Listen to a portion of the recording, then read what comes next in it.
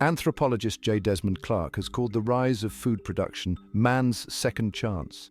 The first chance had come a million years before, with the emergence of the species of humans we call Homo erectus. The first humans were wanderers or nomads who subsisted by gathering plants and hunting animals. The idea of the caveman is that people in the Paleolithic or Old Stone Age lived in caves or other natural shelters, but the evidence suggests that we have to look to people to the present day for clues to our past. Sumerians, in fact, did not live in cities at all, but carried out the business of life in great temple mansions made of black, solid mud brick piled up in a wedding cake formation and a little gingerbreading terracotta.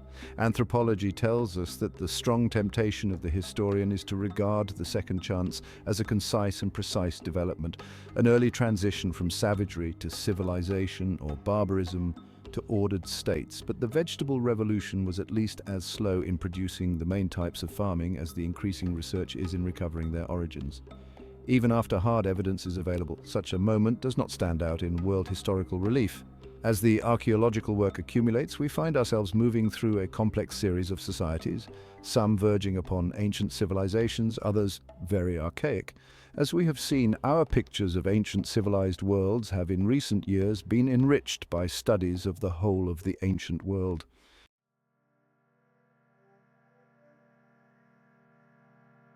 The study of ancient civilizations has always captivated historians, researchers, and enthusiasts.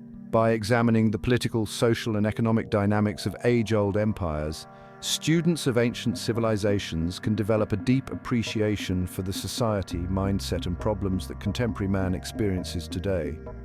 Students have much to gain in examining the empires of Mesopotamia, Egypt, China, Greece, and Rome. Students can appreciate the modest successes and major failures that various civilizations experienced during their lifespans. Also, students can form an already solid view of the rise and fall of empires well before the explosion of empires around the world, from the 15th century to 1914, and even the massive number of nation-states created and dismantled in the 20th and 21st centuries. Thus, the study of ancient civilizations has a richness that no other period of study provides.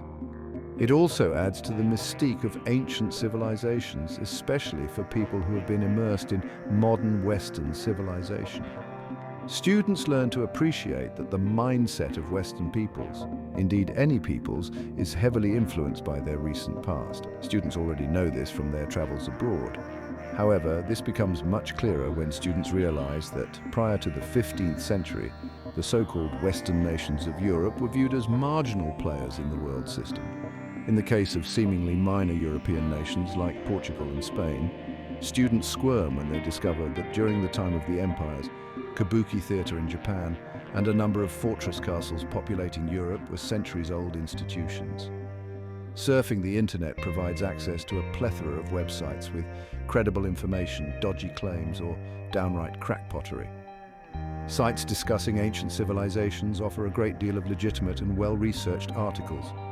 Further, the spread of broadband internet has expanded interest to visit and explore the ruins of various ancient civilizations. Concerning research, psychological research indicates that key areas of the brain are more active and engaged when gazing at ancient artifacts as compared to other objects.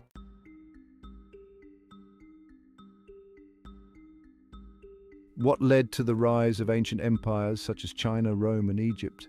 As one of the most important questions of world history, it has been debated for many years among scholars, and the results are as diverse as there are studies. In the past, there were many opinions based on the angle of history, such as economic determinism, great man theory, geographical determinism, and so on. However, in recent years, scholars increasingly have come to understand that the rise of an empire can hardly be attributed to a single factor or a few. Instead, the rise of an empire is the result of a combination of political, economic, social, and cultural elements. The ancient empires rose in the alluvial plain because of their unique positions, regions with small areas, but always the kingdoms of glorious dynasties of the land of the red flag. Bar died here, the other Segons. The climate here nurtures the most suitable brown trees, and the population here inherits human culture from remote regions. So this region is not only rich and strong in civilization, The combination of the four items contributes to the geographical position of the cradle of the Oriental Kingdom, that is, the Red Dragon flag. The first major river valley civilization began 5,000 years ago in Mesopotamia, now in Iraq, and then reached a peak with Egypt in the Nile River and India in the Indus River, gradually encompassing the area of the four major river valleys. The rise of the Mesopotamia, Egypt, Indus Valley civilizations and the Taoyuan, Shang, Weijin, and Yanqi civilizations of ancient China is a result of a combination of political, economic, social, and cultural elements.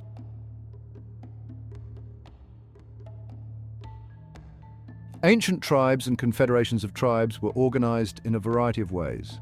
Some were ruled by hereditary kings who usually did not have absolute powers. Others were organized as oligarchies, ruled by kings and other nobles together. Some tribes were ruled by elected kings or war chiefs who usually could not make any serious decisions without the agreement of a tribal council or a council of elders. The development of political structures and unitary governments of the states is directly related to the growth of empires. An empire is a political unit in which a large number of peoples and ethnic groups who are usually not at all related are kept together in peace by conquest, treaties, and other means. The ruling of empires was usually in the hands of one man, the king or emperor, or in some cases, a small ruling body. The king was generally considered by the people to be a god and was inviolable. Kings later saw the opportunity to use different titles or adopt different religious beliefs to increase their power and ability to influence the people. The political situation strengthened a direction, and that was to strengthen and expand the empire. Some of the active leaders who promoted the expansion of their empires ruled in the name of their gods, while some put their whole body and conscious personality in the scale, made great sacrifices, and an enormous amount of relentless work which inevitably resulted in inevitable destruction.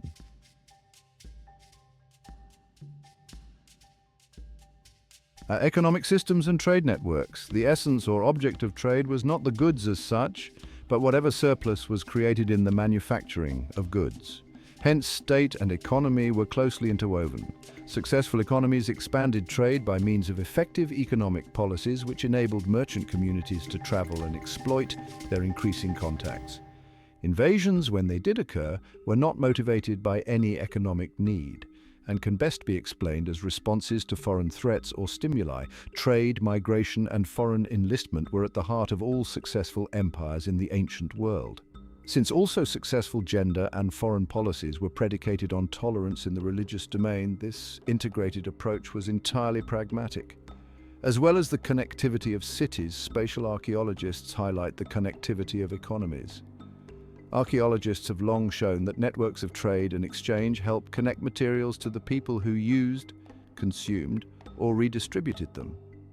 Moving beyond specific trade items, ancient economies were filled with objects and ideas that traveled long distances, were adopted in seemingly foreign places, or took hold among numerous distant communities. In the same way that archaeological evidence for connectivity does not tell us whether it was commerce or culture that produced many of the characteristic products and technological forms of these centers, we too need to embrace connectivity itself as the prime characteristic of economies, not for what they did, but for what they were. A similar insouciance about commercial versus purely cultural interaction is to be found in Indian history.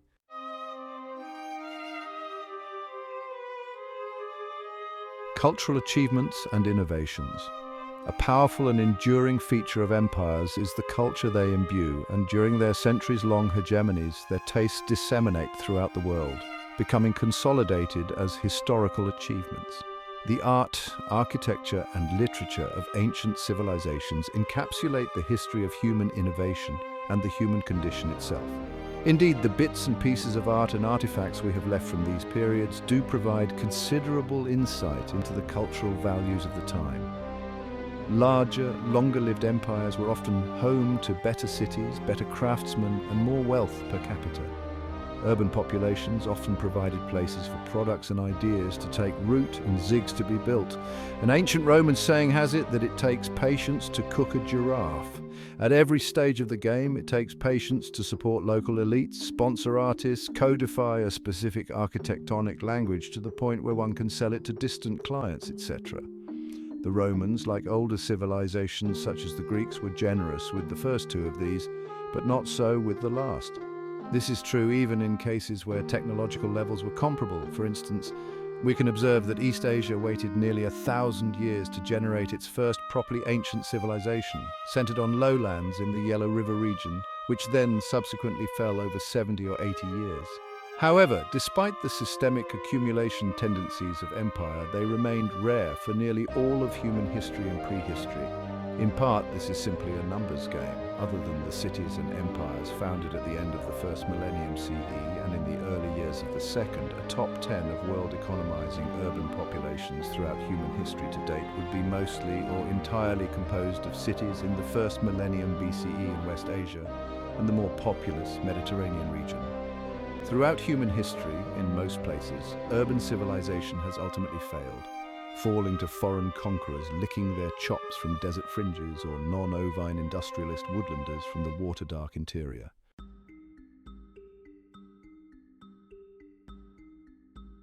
Technological advancements and engineering feats.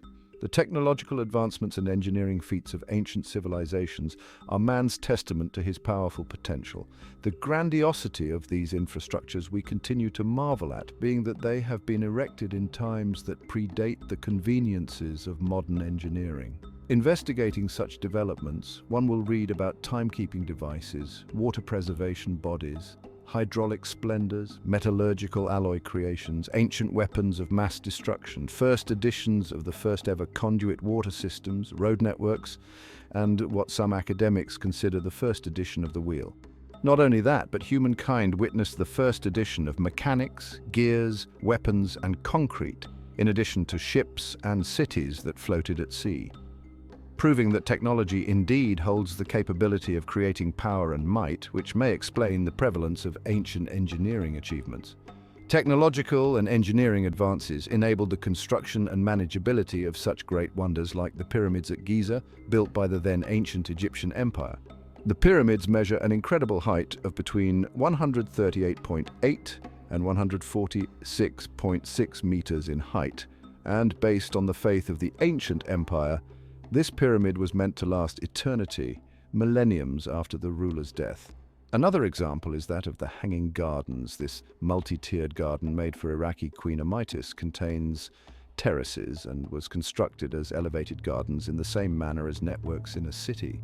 A venture often talked about is the construction of the 16,450-mile-long Great Wall of China on uneven and mountainous terrain in ancient and feudal China, while the Roman Empire left behind advanced water allocation infrastructure systems with enough provisions in its hydraulic systems to survive future exiles in future promulgation, the likes of which the earth has yet to see.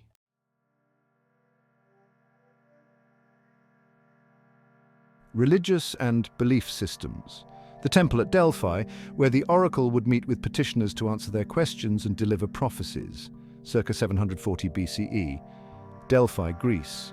The spiritual and philosophical foundations of the earliest developed civilizations emerge from the beliefs and practices of local peoples, which have been fashioned into a series of unified theories. These narratives identify the characteristics of the populations they attempt to define, either as farmers, nomads, or hunter-gatherers. Other civilization narratives interpret the human condition through local terms such as yin and yang, a cosmological theory developed in China that explores the continuous balance between opposites. In ancient religious and philosophical systems, every human being, place, god, and ancestor possesses a multitude of overlapping qualities. This makes it difficult to create a uniform set of categories for human beliefs and collective practices. However, scholars of Asia, the Middle East, Africa, Europe, and the Americas are actively involved in interpreting the diverse religious and belief systems that were developed by ancient cultures. In addition to ancient texts, we can learn more about ancient civilizations by studying the structures of temples, buildings, and tombs. Given the magnitude of the structures and the quantity that have been preserved, these are widespread fields of exploration. Religious and philosophical systems deeply influenced the development of most empires. In many early societies, the household played a significant role in spirituality and communication with ancestors, gods, and the environment. In most cases, deities were worshipped not because they were thought to have an interest in promoting the overall well-being or wealth of an empire, but because emperors believed it to be necessary to appease them. In some religious traditions, it was thought that natural events presaged the rise or fall of an empire. In several cases, defeated societies were thought to have possessed damaged spirits who allowed invasion. If the conquering empire shared a similar religion, the fate of the defeated empire's gods was maintained.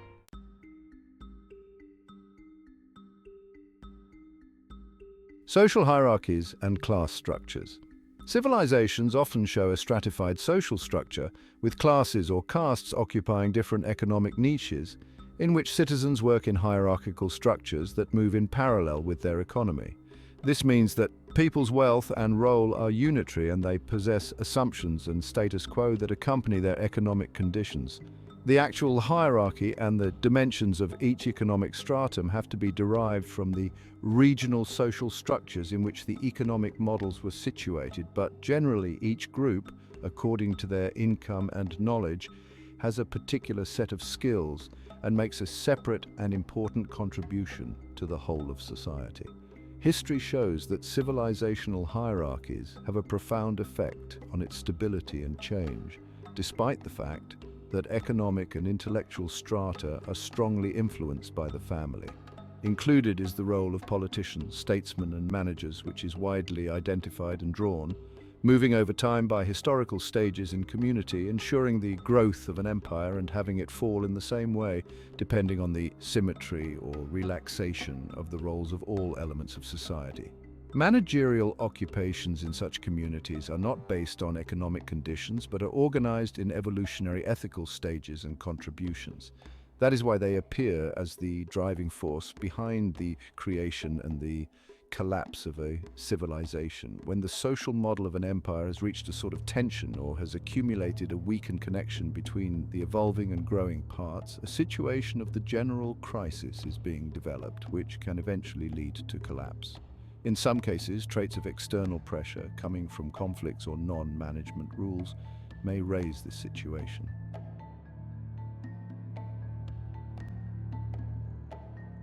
Military strategies and conquests. Chapter 7. Military diversities and consequences of victory. 8. Military strategies and conquests. In essence, the powerful and their armies had four kinds of aims: self-preservation or maintaining an existing balance by holding off enemies, expansion or the seizure of whatever of value might lie in the territories of others, robbery or seizing such easily accessible wealth as might lie beyond the bounds of neighboring regions or small states, and punishment or imitation of bracing to enhance the unity and power of the community. Peaceful intentions could justify one of the two first types of military aim, and war, both movements of revolt, both other types of aim, though it could have the opposite result. The ends of war could be assimilated to the beginnings, and conversely, both ends of the warlike system of behaviors could provoke wars. From the point of view of the successful practice of such forms of war as could bring about conquests, as well as of their successive aims, the formulation of the proposed systemic counterpart to that between peace and war proved regrettably necessary. One may and should be sorry, even clear-sighted and courageous ones, but not sorrowful or prone to disillusionment, for that would confirm the absence of courage. If war has been frequent in history, it is because the resulting changes opened up possibilities of acquisition and helped to verify the rest of peace. War is a highly creative activity. The best way of ensuring that a society will emerge strengthened from the crucible of warfare is to conquer, except under irrational lay or administrative as well as military leaders who sacrifice past acquisitions by armisticing and following a policy of non-retaliation in the hope of a reconciliation which amounts to desiring changes in the status quo. Territorial losses during a war are rare if the defenders are capable of repulsing the advance. War should not be estimated by its immediate economic or casualties. The emphasis laid on such apocalyptic or tamed-down consequences has two reasons. The first, of a group psychological kind, is impulsive towards bringing the disaster to an end or causing resignation within the victim's society or outside it. The second, due to their direct connection between war and foreign politics, brings to a climax those differences of interests or ideas that generate the armed conflict. The more business is done on the international market, the greater the risk. In a few years, millions were killed, scores of billions of dollars were sunk up, much of the UN vanished or was sold to the art market, and research, production and morale of the defrauded world were sufficiently wearied by the Cold War to accumulate so many aged rivalries to be ready for hot ones once the freewheel could not find any more, nor could multiply a modus vivendi.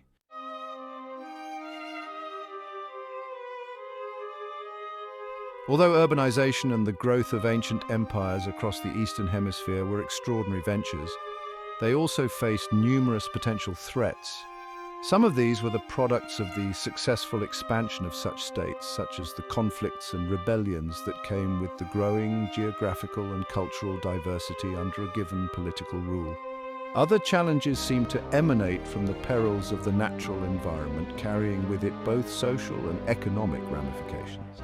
These two leading causes then had their own repercussions and unanticipated byproducts, such as technological advances that could be turned to strategic usage. Factors leading to instability encouraged the development of effective counters to these processes, and state resilience under these conditions needs to be explored. Unfortunately, these societies' solutions could at times magnify the effects they were created to inhibit, a situation which is often observed in the environmental field, and so must be considered one further aspect of the challenges faced in long-term empire construction. Despite the advantages of size and power that the Assyrian and Achaemenid imperial constructs had, the strength of their political and geographical spread meant that they faced multiple internal and external enemies. Conflict on or even within the borders of the dominant power had important systemic societal costs, especially if those rivals were fellow ancient empires whose sheer scale could sap resources over a protracted period. In addition, after takeover of political powers, the reorganization and consolidation within the old territories need also to be completed.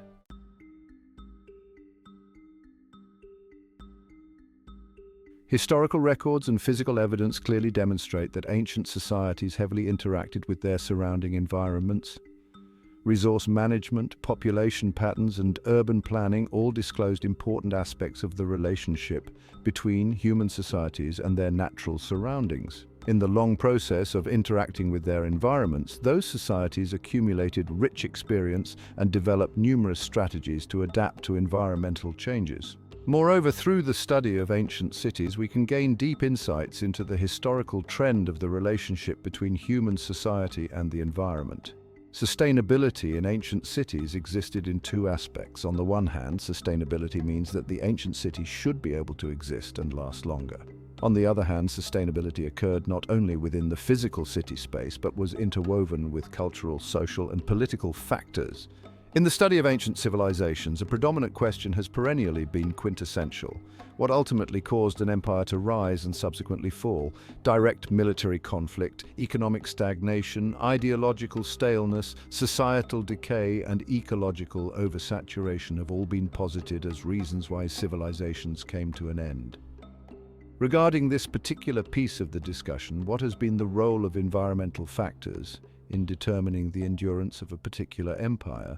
However, it is important to conduct research on the most relevant periods within a few civilizations which are known to have undergone drastic societal collapse.